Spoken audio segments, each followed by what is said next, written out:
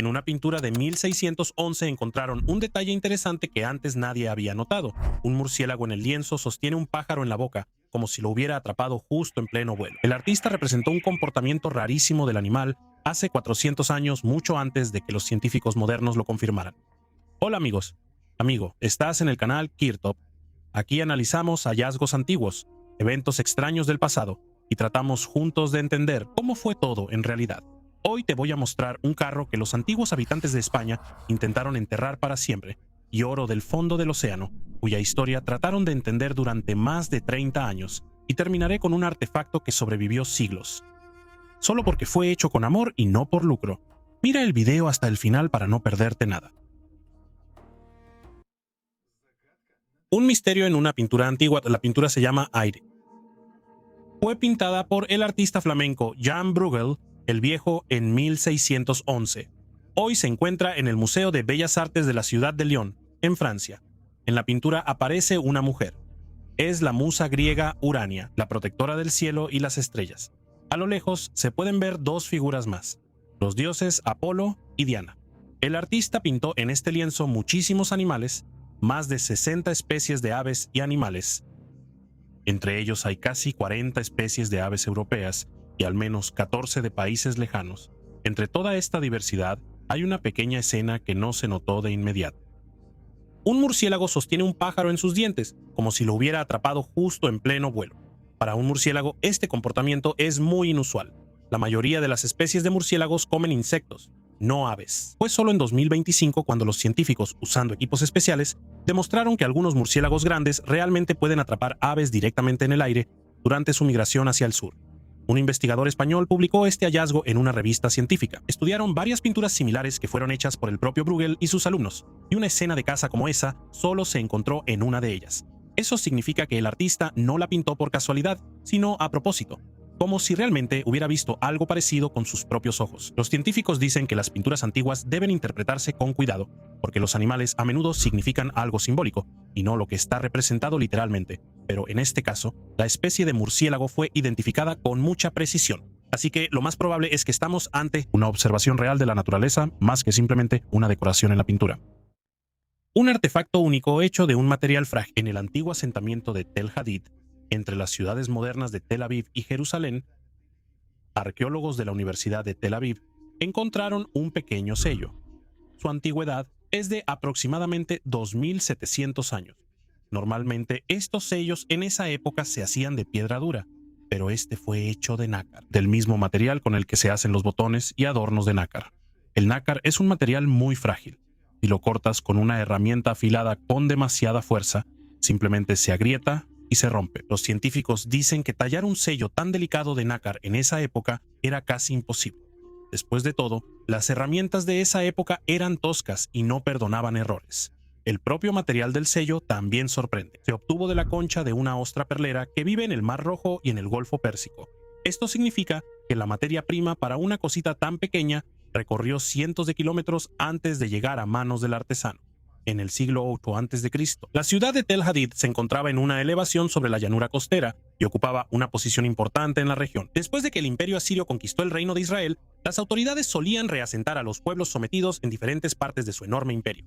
Por eso, en los asentamientos se mezclaban personas de muchos lugares distintos. Es posible que el nácar llegó aquí junto con una de las familias reasentadas, o tal vez fue traído como un objeto ya terminado a través de las rutas comerciales de Asiria.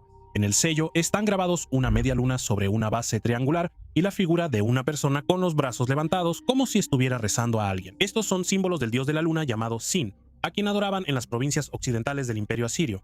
El dibujo es muy poco profundo, probablemente para no romper accidentalmente el material frágil durante el trabajo. Debido a esta característica, los científicos piensan que es poco probable que el objeto se haya usado como un sello común para impresiones en arcilla o cera. Lo más probable es que se usara como amuleto, una joya con significado religioso.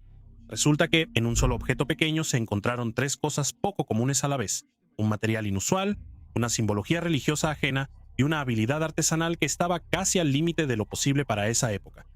Todo esto muestra cuán diferentes eran las personas, que vivían unos junto a otros en el Medio Oriente hace casi 3000 años. Artefacto de plata de la época celta. En 1891, un campesino llamado Jens Sorensen estaba cavando turba en un pantano cerca de la aldea danesa de Gundestrup. En ese tiempo, la turba se usaba como combustible, así que era un trabajo bastante común. Pero de repente, la pala chocó con algo metálico. Sorensen siguió cavando y sacó de la tierra un objeto redondo de plata, y luego otras 13 placas del mismo material, con un peso total de unos 9 kilogramos. En las placas había imágenes en relieve de toros, criaturas fantásticas y figuras humanas, como las que Sorensen nunca había visto antes. El objeto, parecido a un caldero, ya estaba desmontado en partes antes de llegar al pantano. Los científicos creen que fue desarmado en placas a propósito y no arrojado entero, aunque todavía no se sabe con certeza por qué lo hicieron. El caldero en sí no fue fabricado en Dinamarca. Según una versión, es obra de artesanos celtas. Según otra, fue hecho en Tracia, en el territorio de la actual Bulgaria y Rumania. El estilo de las imágenes recuerda al estilo celta, pero la técnica de fabricación es mucho más cercana a la tradición tracia. Hay en esta historia un giro inesperado. Una de las imágenes en el caldero casi repite literalmente un motivo de un sello de la desaparecida civilización del Valle del Indo, y eso está a miles de kilómetros al este y miles de años antes. Algunos investigadores consideran que es una coincidencia de estilo. Otros ven aquí rastros de antiguas conexiones culturales a través de todo el continente. La antigüedad del caldero se estima aproximadamente en el siglo II antes de nuestra era, pero para el momento en que fue enterrado en el pantano, el artefacto ya tenía al menos 200 años y fue reparado varias veces, no tan profesionalmente como fue hecho originalmente, como si con el tiempo el secreto del antiguo nivel de maestría simplemente se hubiera perdido. Ahora el caldero se encuentra en el Museo Nacional de Copenhague. Han pasado más de 130 años y el debate sobre quién lo hizo y por qué terminó en un pantano danés aún no se ha cerrado.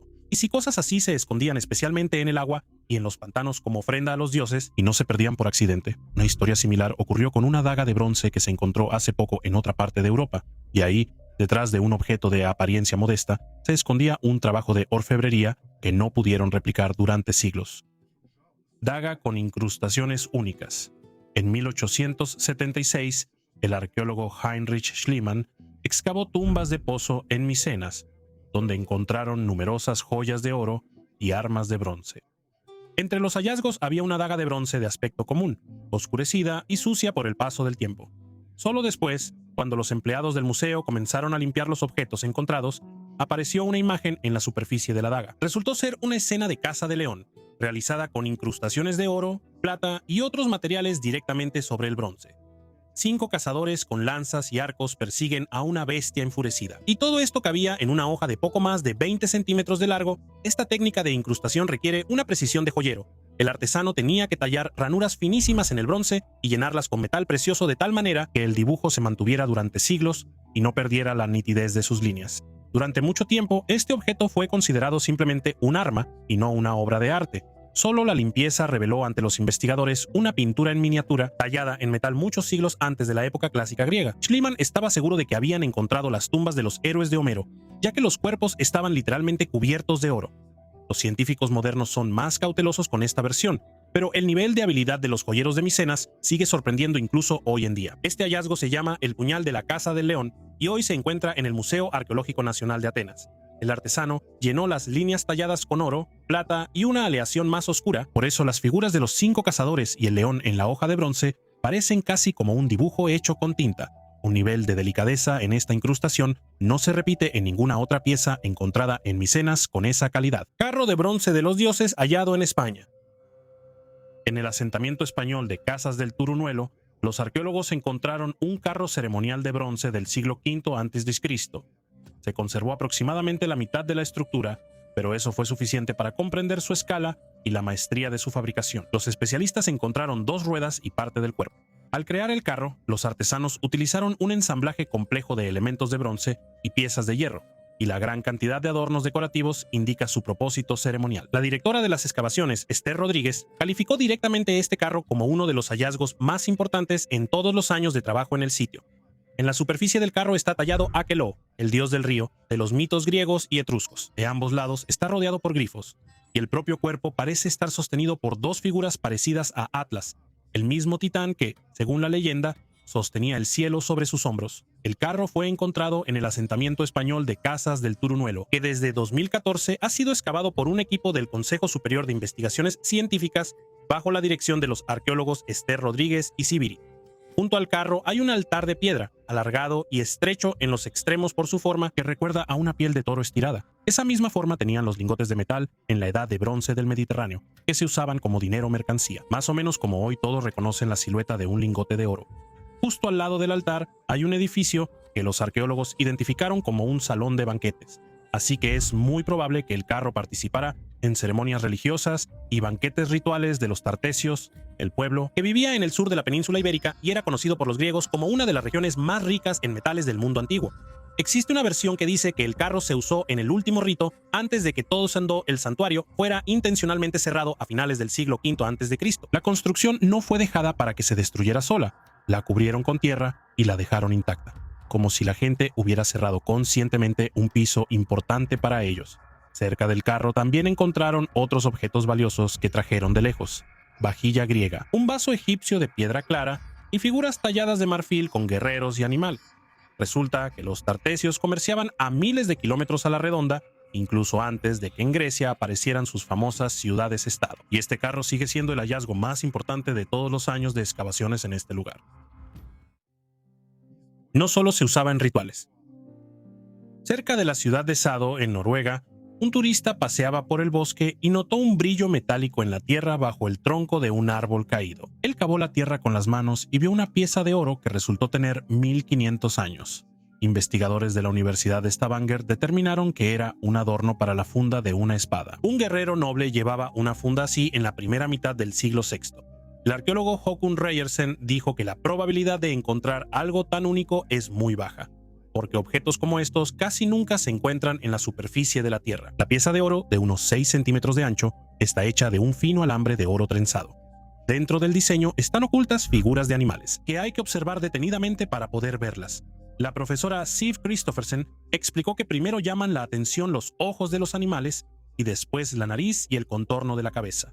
Según ella, cuando el oro era nuevo, este alambre hacía que todo el diseño brillara y pareciera vivo, como si destellara al moverse. Los especialistas creen que la joya pertenecía a un jefe o líder militar. La propia espada en la que se fijó este oro habría sido uno de los objetos más valiosos de toda la región, y en la joya se notan rastros de uso. Normalmente este tipo de objetos ceremoniales parecen casi nuevos, pero aquí se nota que el jefe llevaba la espada con regularidad, no solo en ocasiones especiales. En el norte de Europa, los científicos conocen solo unos 17 adornos similares, y ninguna de ellas se había encontrado antes en esta zona de Noruega. Existe una versión que dice que las joyas se escondían deliberadamente en un desfiladero rocoso como ofrenda a los dioses. El siglo VI fue una época difícil para Escandinavia. El clima se volvió mucho más frío, probablemente debido a una gran erupción volcánica en el año 536, y después de eso comenzaron las malas cosechas y el hambre. En tiempos tan difíciles, la gente solía sacrificar sus objetos más valiosos con la esperanza de recuperar la buena suerte y una buena cosecha. Así que este oro terminó en la tierra no por casualidad, sino como parte de una súplica desesperada de ayuda. La respuesta se buscó durante 30 años. En 1995, en la costa sur de Inglaterra, en la bahía de Salcombe, unos buzos encontraron los restos de un barco hundido. El casco casi no se conservó, pero en el fondo yacía una valiosa carga: más de 400 monedas de oro, joyas, vajilla y pieles de cabra, e incluso pequeñas bolitas de resina en un recipiente de barro. El hallazgo fue impresionante, pero la pregunta principal seguía sin respuesta: ¿qué tipo de barco era y de dónde venía? La respuesta se buscó durante casi 30 años. El historiador independiente Ian Friel encontró en archivos antiguos un registro sobre un barco mercante holandés llamado Dom van Colen. En 1633, esta embarcación naufragó en la costa inglesa mientras viajaba de Marruecos a Ámsterdam. Casi todo coincidía: el lugar del naufragio, la fecha de origen, partes de los objetos encontrados y las monedas de oro marroquíes. Fueron precisamente las monedas las que dieron la pista más precisa. En ellas están indicados los años de acuñación, y la más reciente fue acuñada en 1632. Por lo tanto, el barco no pudo haberse hundido antes de esa fecha. Y esto ayudó a relacionar el hallazgo precisamente con Van Colen. La confirmación definitiva se encontró en el Archivo Nacional de la ciudad de Kew, donde se conservan antiguos documentos del Tribunal Marítimo Inglés. En ellos está escrito que los comerciantes de Ámsterdam posteriormente reclamaron los derechos sobre la carga del barco hundido. Según sus palabras y las de 2 marineros, la nave se encontró con una fuerte tormenta cerca de la costa inglesa, y la tripulación tuvo que abandonar el barco junto con toda la valiosa carga. Del propio barco quedó tan poca madera que los investigadores tuvieron que estudiar no el casco en sí, sino lo que transportaba. Un hallazgo especialmente inusual fueron unas bolitas de resina, que pasaron varios siglos bajo el agua en un frasco de barro cerrado. Lo más probable es que esto formaba parte del botín del barco. Hoy en día, este tesoro se considera la mayor colección conocida de monedas de oro de la dinastía Saadí de Marruecos. El hallazgo ayuda a comprender mejor el comercio marítimo del siglo XVII entre Marruecos, los Países Bajos y Gran Bretaña. Sin embargo, hasta ahora no se ha encontrado ninguna imagen del propio barco. La cueva está en un lugar de difícil acceso, en las montañas del noreste de España, en la provincia de Gerona. Los arqueólogos encontraron una cueva a más de 2000 metros de altura. La gente venía a esta cueva durante 400.000 años, y no eran visitas casuales, sino verdaderas visitas regulares con un propósito específico. Dentro de la cueva, los investigadores encontraron capas de tierra, donde se mezclan pedazos de un mineral verde, carbón, huesos de animales, fragmentos de cerámica, rastros de fogatas e incluso restos humanos. El hallazgo más interesante son casi 200 trozos de roca verde, que simplemente no pudo haber aparecido por sí sola en esta cueva. Los científicos determinaron que es malaquita, un mineral del que se obtiene cobre. Si la malaquita no se encuentra de forma natural en esta cueva, significa que la trajeron aquí a propósito. Y los rastros de fogatas muestran que el mineral también se procesaba justo aquí, en el lugar. La coautora del estudio, Julia Monteslanda, explicó que muchos trozos de malaquita claramente fueron calentados al fuego, mientras que otros materiales en la cueva no fueron expuestos al fuego. Esto significa que el fuego no se usaba solo para calentarse, sino específicamente para procesar el mineral. La actividad más intensa en la cueva tuvo lugar entre los años 3600 y 2400 a.C. A este periodo se le llama la Edad del Cobre, y fue un momento decisivo para toda la Europa antigua, cuando las personas empezaron a extraer y usar cobre en masa para fabricar herramientas, adornos y utensilios. Además del mineral, los arqueólogos también encontraron objetos personales, un colgante hecho de concha, un colgante hecho de diente de oso pardo, así como un diente de leche y un hueso de dedo humano. Esto indica que la cueva no solo servía como taller para trabajar el metal, sino también como un lugar donde se enterraba a los muertos. El autor principal del estudio, Carlos Tornero, dijo que es la primera vez que se encuentra un asentamiento antiguo tan activo a esa altitud en los Pirineos, con visitas constantes y la extracción directa de minerales dentro de la propia cueva. ¿A dónde desaparecían los chamanes? En las montañas del sur de Siberia, en la cuenca de Minusinsk, se conservan dibujos en las rocas que tienen alrededor de 300 años. Fueron hechos en los siglos XVII y XVIII. Entre los dibujos hay figuras de chamanes que parecen correr hacia las grietas de las rocas y desaparecer allí para siempre.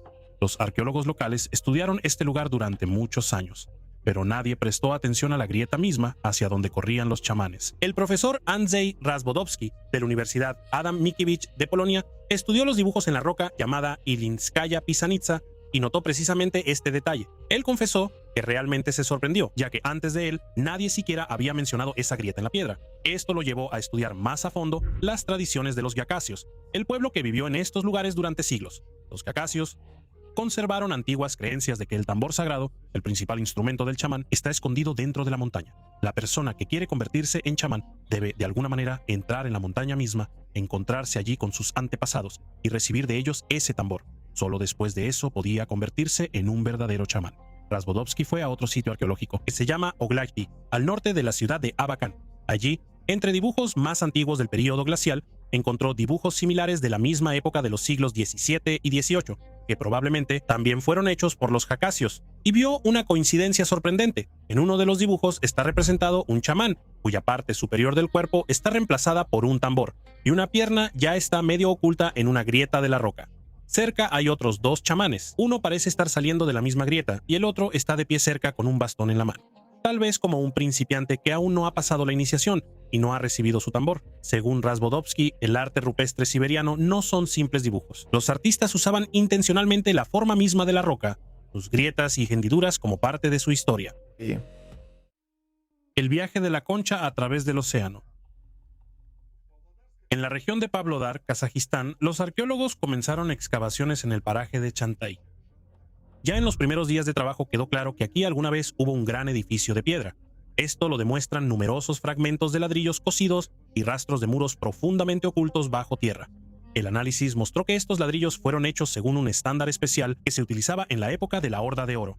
Precisamente con este tipo de ladrillo, en los siglos XIII y XIV, se construían mezquitas y mausoleos, tumbas de personas nobles. Junto con los ladrillos, los arqueólogos encontraron adornos metálicos para la ropa y un conjunto completo de cuentas. La jefa del Laboratorio de Arqueología Experimental, Elena Tusheva, contó que todas las cuentas encontradas resultaron ser importadas, no hechas aquí.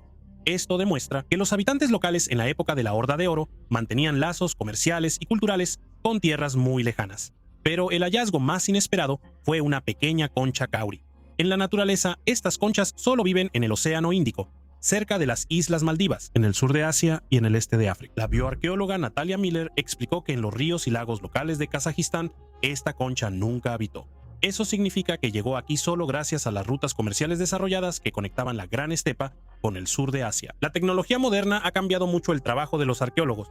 Antes, para registrar con precisión las construcciones antiguas, se necesitaban días o incluso semanas de trabajo. Hoy en día, para esto se utiliza el escaneo láser en 3 dimensiones. Este tipo de escáner es capaz de captar hasta 2 millones de puntos en solo unos segundos y crear un modelo tridimensional detallado del edificio para su posterior estudio en el laboratorio. 18 brazaletes de oro en un solo hallazgo. Cerca del pueblo de Bunatice, en Polonia, una persona con un detector de metales, que tenía un permiso oficial de las autoridades de protección de monumentos, encontró un tesoro de joyas de la Edad de Bronce. En total, el hallazgo contenía 18 objetos, principalmente brazaletes para las manos y los pies, con un peso total de aproximadamente 3.6 kilogramos. Todas las joyas estaban juntas en un pequeño hoyo a una profundidad de unos 30 centímetros desde la superficie del suelo. Después de que los especialistas las limpiaron cuidadosamente, se descubrió que muchos objetos se conservaron en excelente estado y con el tiempo podrán ser exhibidos en un museo. Algunos de los brazaletes son lisos, mientras que otros están cubiertos con un diseño detallado. Las muescas diagonales, las líneas repetitivas y el ornamento se parecen a ramitas de abeto. Algunas de las joyas forman parte de conjuntos completos, y la calidad del trabajo demuestra la gran habilidad de los artesanos locales de aquella época. Los expertos relacionaron este hallazgo con la cultura lusasiana, un antiguo pueblo que era conocido por sus asentamientos fortificados y su habilidad para trabajar el bronce en el territorio de la actual Polonia. En el estudio del tesoro participaron arqueólogos de la ciudad de Zamość, así como el especialista Wojciech Bleicher de Cracovia. Ellos dataron las joyas entre los años 550 y 400 a.C. Grupos tan grandes de adornos de bronce se encuentran muy raramente en esta zona de Polonia. Normalmente los arqueólogos solo encuentran objetos individuales o fragmentos rotos, y no un tesoro completo de una sola vez. Pronto todos los hallazgos serán entregados al museo de la ciudad de Zamość. Allí los seguirán limpiando, estudiarán la composición del bronce y determinarán con precisión la edad y el origen de cada objeto.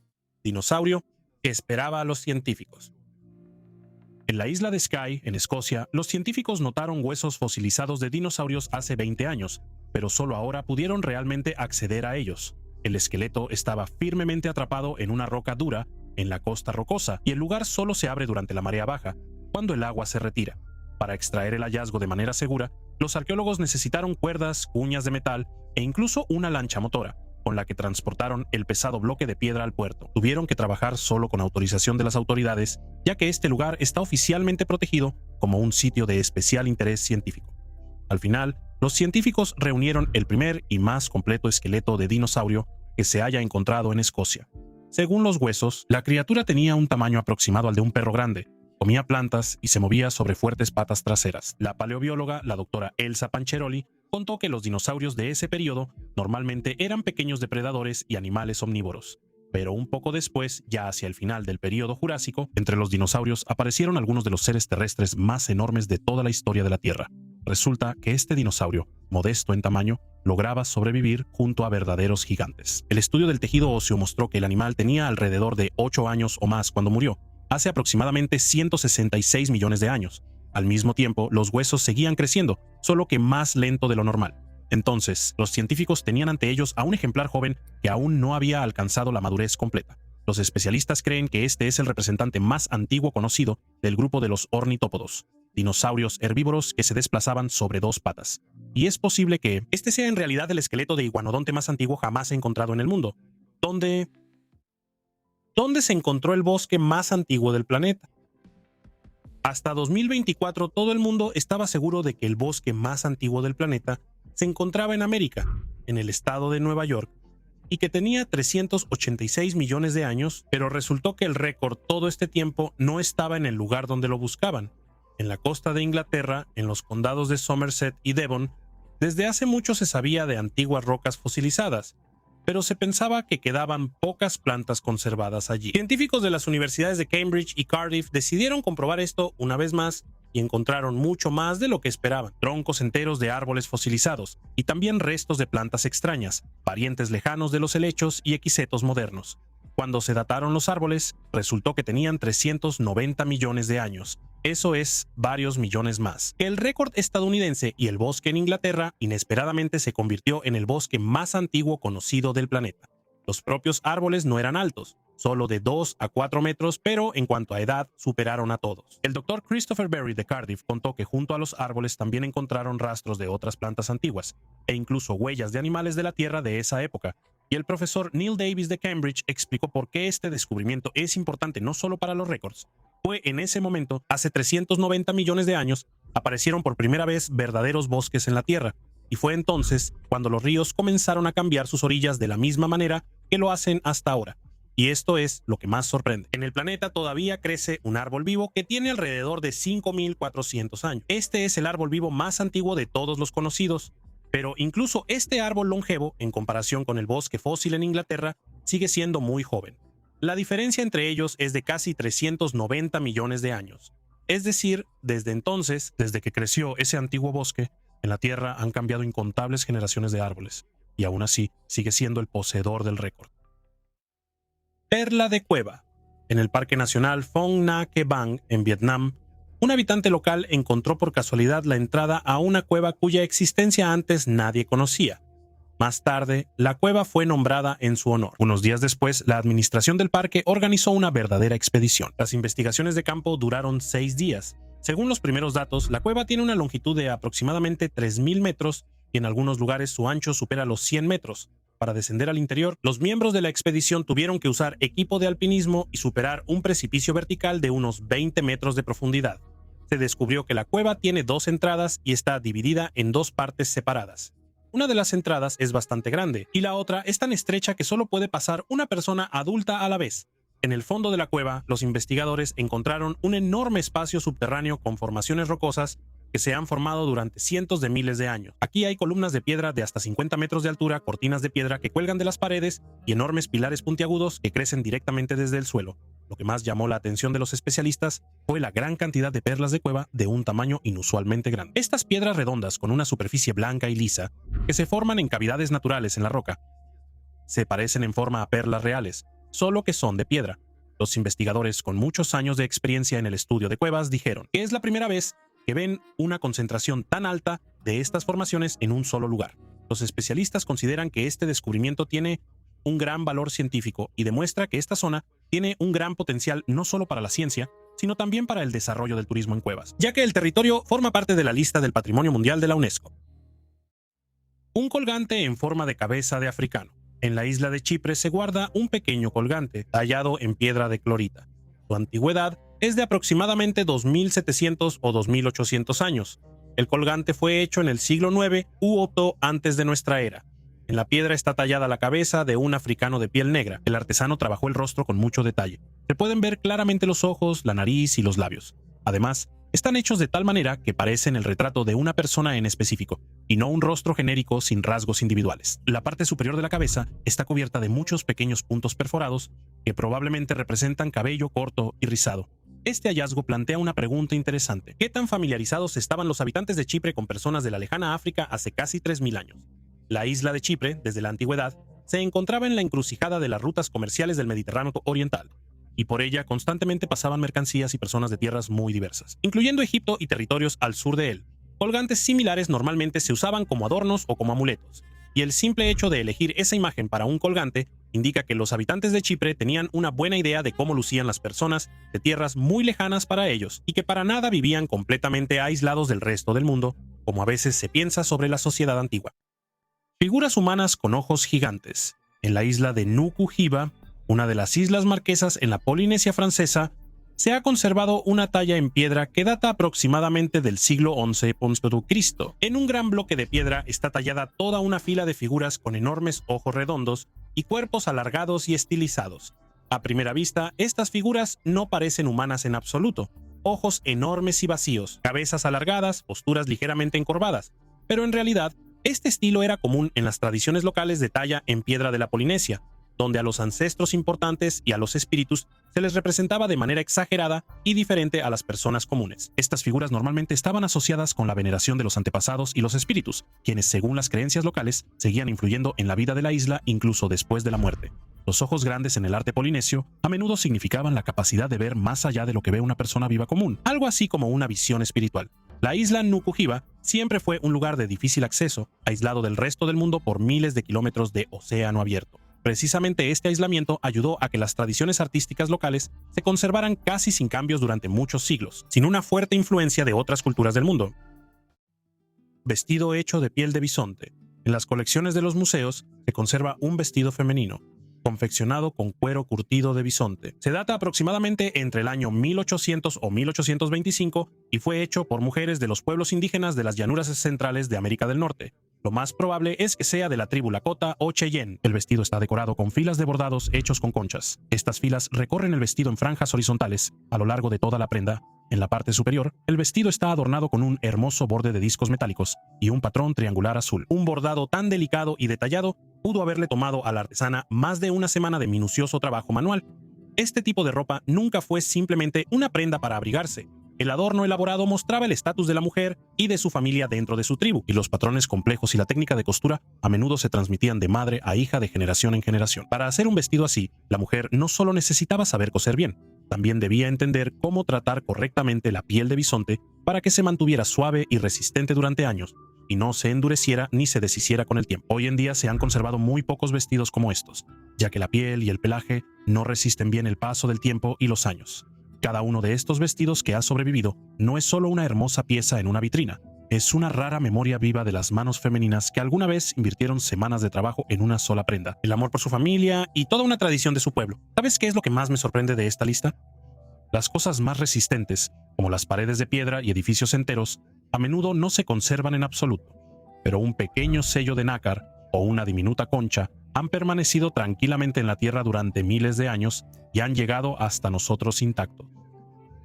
Escribe en los comentarios cuál de estas historias te sorprendió más y dale like al video. Cada like y comentario ayuda al crecimiento del canal. Suscríbete y activa las notificaciones porque pronto habrá un nuevo video.